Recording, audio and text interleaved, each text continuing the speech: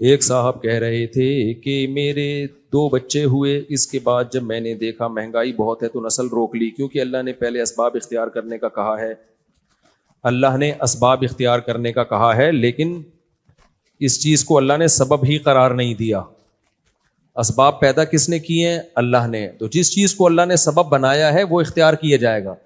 تو اللہ نے اولاد کی کثرت کو مہنگائی کا سبب نہیں بتایا، بلکہ رزق کے لانے کا ذریعہ بتایا ہے، رزق کی فراوانی کا ذریعہ بتایا ہے.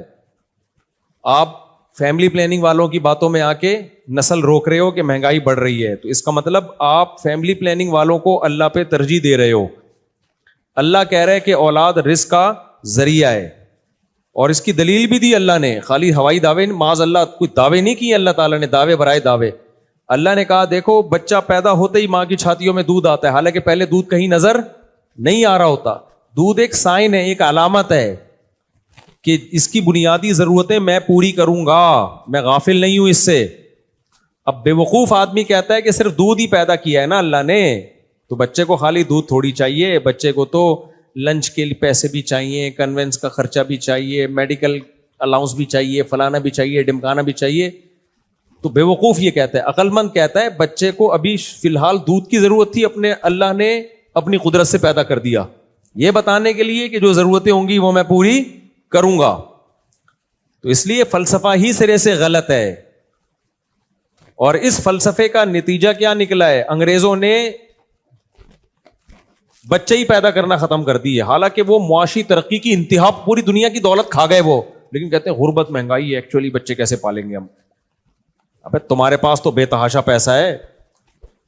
تو یہ فلسفے کے غلط ہونے کی ایک بڑی علامت یہ بھی ہے کہ غریبوں کے بچے زیادہ ہیں، مالداروں کے بچے کم ہیں. جن کے پاس بچے پالنے کے بے تحاشا پیسے ہیں ان کے بچے کم ہو رہے ہیں، ان کے کم بچے ہیں. اب جتنا بڑا بنگلہ ہوگا نا بچوں کی تعداد اس میں اتنی ہی کم، اور جتنا چھوٹا گھر ہوگا بچے اس میں اتنے ہی زیادہ ہوں گے. تو یہ دماغ کا کھیل ہے، خالی دماغ کا کھیل ہے. تو یہ پٹیاں غلط پڑھا دی گئی ہیں ہمیں. غریب آدمی کو اولاد کی ضرورت زیادہ ہے تاکہ وہ اولاد جوان ہو کر اس کے کاموں میں معاون اور مددگار بنے. یہ خوب سمجھ لو، 2 چیزوں سے لوگ غافل ہیں. پہلی بات تو یہ سمجھ میں آ گئی نا کہ بچوں کی پیدائش یہ غربت ختم کرنے کا ذریعہ ہے، غربت کم کرنے کا ذریعہ نہیں ہے، یہ بڑھانے کا ذریعہ، غربت ختم کرنے کا ذریعہ ہے. آبادی بڑھتی ہے تو معاشی ترقی زیادہ ہوتی ہے. اب کسی ملک میں آبادی زیادہ ہے اور غربت ہے، تو غربت اس کی آبادی کی وجہ سے نہیں ہے، غربت دوسرے اسباب کی وجہ سے ہے. جیسے پاکستان میں غربت ہے، آبادی بھی بہت ہے، تو اس کا یہ مطلب نہیں آبادی کی وجہ سے غربت ہے. اگر آبادی کم ہوتی اور زیادہ غربت ہوتی، کیونکہ کمانے والے اور کم ہوتے ہیں سوسائٹی میں. جب آبادی کا ریشو بڑھتا ہے تو جوانوں کا ریشو بڑھتا ہے. جس کنٹری میں جوان کا ریشو بڑھے گا تو کام کا ریشو بڑھے گا نا. اس ملک میں ورک کرنے والے لوگ زیادہ ہوں گے، لوگ سب کمائیں گے. کما رہے ہیں کہ نہیں کما رہے؟ یہاں لوگ کما رہے ہیں. آپ کہتے ہیں بہت سارے بے روزگار بھی تو ہیں، تو وہ بے روزگار وسائل کی کمی کی وجہ سے نہیں ہے، وہ وسائل پہ چند لوگوں کے قبضے کی وجہ سے ہیں. وسائل تو بہت پیدا ہو رہے ہیں. تو آبادی کم ہونے سے پاکستان میں غربت کم نہیں ہوگی، غربت اور زیادہ بڑھے گی. بلکہ حقیقت بتاؤں، ہمیں تو صرف مل ہی آبادی کی وجہ سے رہا ہے. ہمارے حکمرانوں کی تو تکے کی پلاننگ نہیں ہے. آپ کیا سمجھتے ہو؟ ہمارے ماہر جو اکنامکس کے جو ماہر تھے، معیشت کے ماہر تھے، انہوں نے 50 سال پہلے بہترین پلاننگ کی ہے جس کی وجہ سے آج ہم کھا رہے ہیں. ایسا ہے؟ یہ لطیفہ اگر کوئی سنائے گا تو آپ مان لو گے اس کو؟ انگریز آج کیوں کھا رہا ہے؟ 50 سال پہلے بہترین پلاننگ ہوئی ہے جس کا رزلٹ آج وہ دیکھ رہے ہیں. ہمارے ہاں کوئی ایسی پلاننگ ہوئی ہے؟ تو ہم صرف کس بیس پہ کھا رہے ہیں؟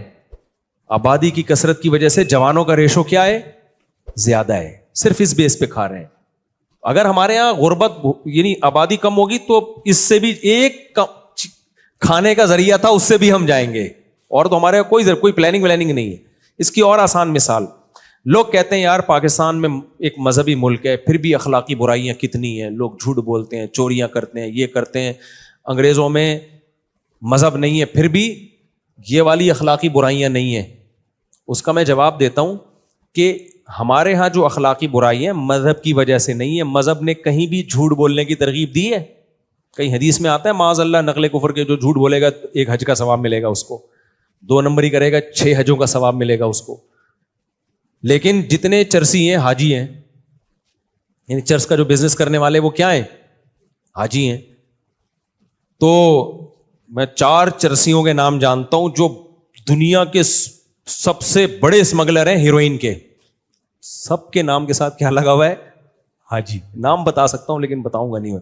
تو اگر ہمارے ہاں مذہب نہ ہوتا نا تو ہم اس سے بھی گئے گزرے ہوتے. یہ جھوٹ کم نہیں ہوتا اور زیادہ ہوتا, چوریاں کم نہیں ہوتی اور زیادہ ہوتی, کیونکہ ہمارے ہاں جو کچھ خیر اور خوبی اگر ہے تو وہ مذہب کی وجہ سے ہے. کیونکہ ہماری گورنمنٹ کی اخلاقی تربیت میں گورنمنٹ کا کوئی پلاننگ اور کوئی کردار, گورنمنٹ کی کوئی پلاننگ اور کوئی کردار نہیں ہے, نہ اسکولوں میں نہ یونیورسٹیوں میں, کہیں بھی نہیں ہے, زیرو ہے. اس کے باوجود بھی بہت حد تک ہم میں اخلاقی خوبیاں بھی ہیں.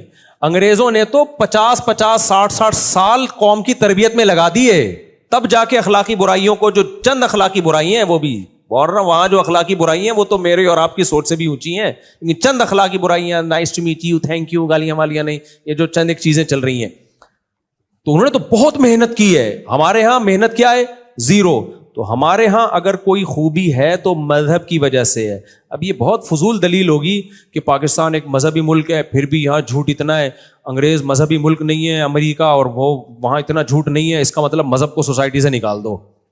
تو مذہب سوسائٹی سے نکلے گا, جو تھوڑا بہت سچ بولا جا رہا ہے وہ بھی سوسائٹی سے نکل جائے گا, کیونکہ سچ بولنے کی تربیت تو ہمارے یہاں ہو نہیں رہی ہے.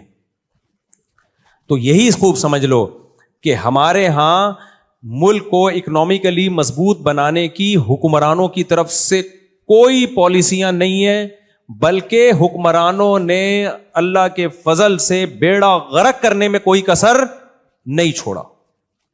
تو اگر ہمارے ہاں کچھ ہمیں ملک میں اکنامکلی کچھ تھوڑی بہت ترقی نظر آ رہی ہے, لوگوں کے پیٹ بھرے ہوئے ہیں, تو صرف آبادی کی کثرت.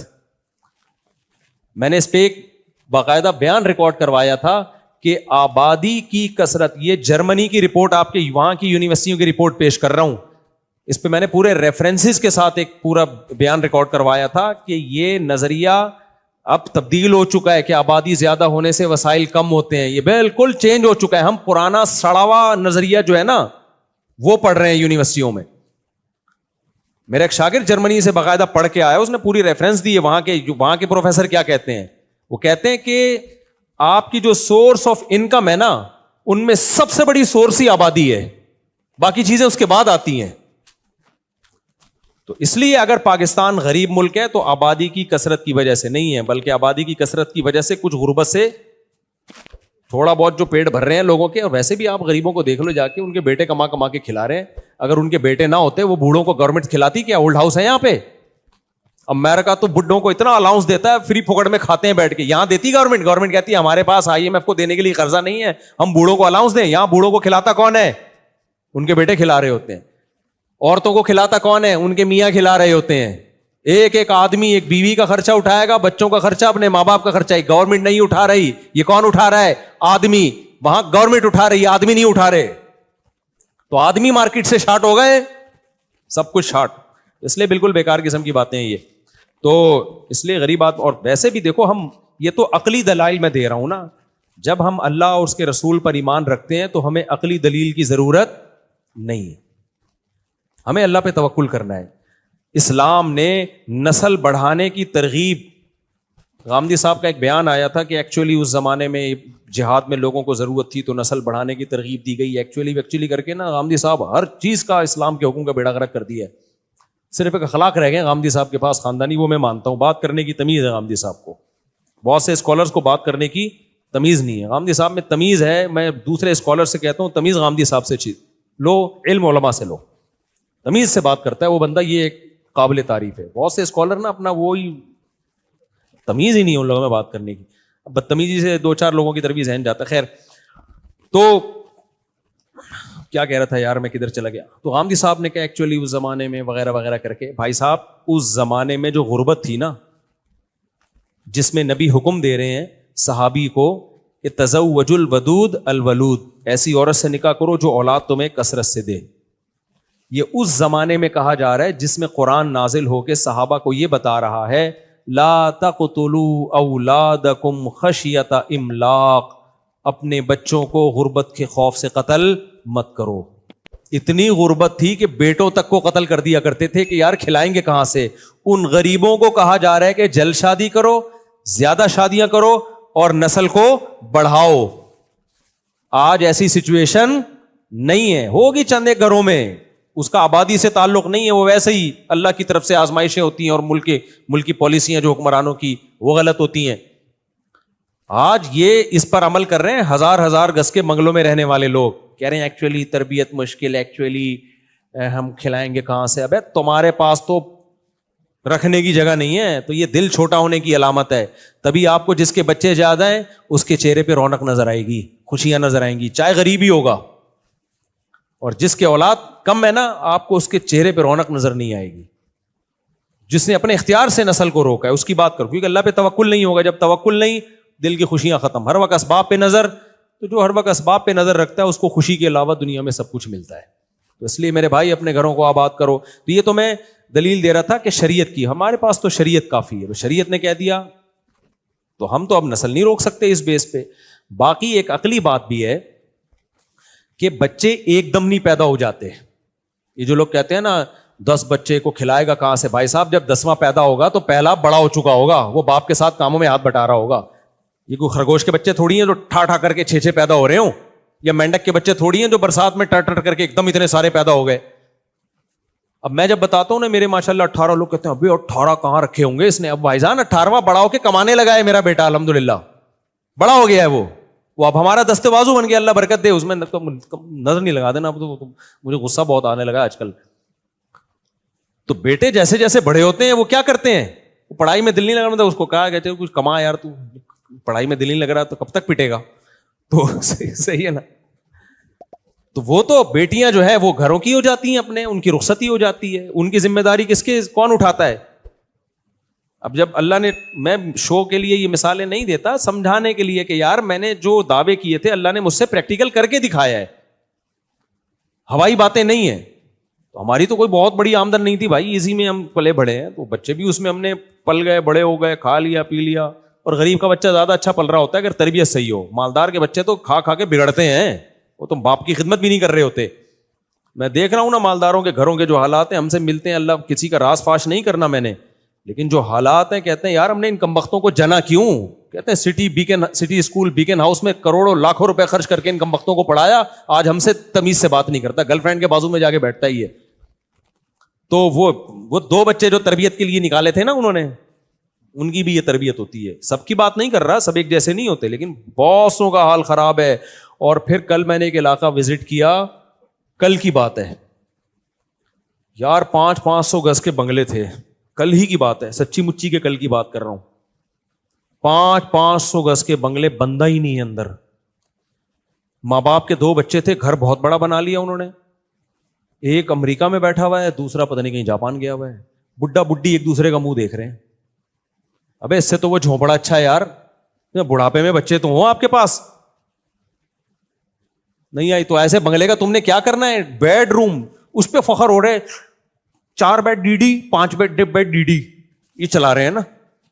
5 bed D D, 4 bedroom D D, وہ ہے نا وہ اسٹیٹ ایجنٹوں کی زبان پہ. تو میں نے کہا ڈی ڈی کا کیا کرنا ہے، گھر میں بندہ ہے نہیں یار، جن بھوت رکھ لو یہاں لا کے. دیواریں بڑی بڑی، واش روم اتنے بڑے بڑے، وہ فٹ بال کھیل لے آدمی واش روم میں جا کے، اس پہ فخر کر رہے ہیں. بھائی یہ نیچرل لائف نہیں ہے میرے بھائی. تمیز سے انسانوں کی طرح زندگی گزارو، اللہ پہ توکل کرو، اللہ کھلانے والا پلانے والا، نسل بڑھاؤ. بیٹے بہویں، مولانا طارق جمیل صاحب سفر کرتے ہیں ماشاءاللہ، سنا ہے بیٹے بہویں داماد پوتے نواسے سارے جا رہے ہوتے ہیں. اچھا لگتا ہے کہ نہیں لگتا؟ کہیں بھی جا رہے ہو. میرے نانا کے میں اکثر واقعہ بتاتا ہوں، ہمارے نانا کی اولاد تھی، بیٹے بہویں، عمر بھی بڑی لمبی ماشاءاللہ، اللہ ان کی مغفرت فرمائے. ان سے کوئی پوچھتا، عنایت اللہ نام تھا ہمارے نانا کا نا، مولوی صاحب بھی تھے، وہ آرمی میں تھے لیکن مولانا تھے. تو ان سے کسی نے پوچھا مولوی صاحب گھر میں خیریت ہے؟ کہہ رہے، وہ کہتے تھے خیریت کم بختوں کے یہاں ہوتی ہے، جن کے کوئی کم بختوں کے یہاں ہو ہی نہیں، خیریت ہی خیریت ہوگی ان کے یہاں. کہہ رہے ہمارے تو بیٹے بیٹیاں پوتے نواسے، کبھی کسی کے سر میں درد ہے، بہو کا موڈ آف ہے، کوئی داماد تھوڑا آڑا تریشا نکلا ہوا ہے، ٹھیک ہے نا، کسی بچے کے پیٹ میں درد ہو رہا ہے. تو ہمارے تو گھر میں افراد ہیں بھائی، تو کچھ نہ کچھ خوشیاں بھی چلتی ہیں، غم بھی چلتے ہیں. خیریت ان کے یہاں ہوتی ہے, بندہ ہی نہیں ہے. اب آپ ڈیفینس میں 1000 گز کے بنگلے میں جاؤ گے, خیریت کے علاوہ کچھ بھی نظر نہیں آئے گا. ایک بوڑھا وہاں خیریت سے بیٹھا ہوگا, ایک بڑھیا وہاں پہ خیریت سے بیٹھی بھی ہوگی, شوگر کی ٹیبلٹ رکھی بھی ہوگی, بلڈ پریشر کی مشین ہے, کیونکہ پیسہ بہت ہے, ڈاکٹر ہر وقت دائیں بائیں وہ چیک کر کے نکل لیں گے. وہ یہ کیا کر رہے ہیں ایسی خیریت کا میرے بھائی؟ تو اس لیے میں پوری سوسائٹی سے لڑ رہا ہوں آپ کے فائدے کے لیے, میرا کوئی فائدہ نہیں ہے اس میں. نسل بڑھاؤ, خوشیاں پیدا کرو.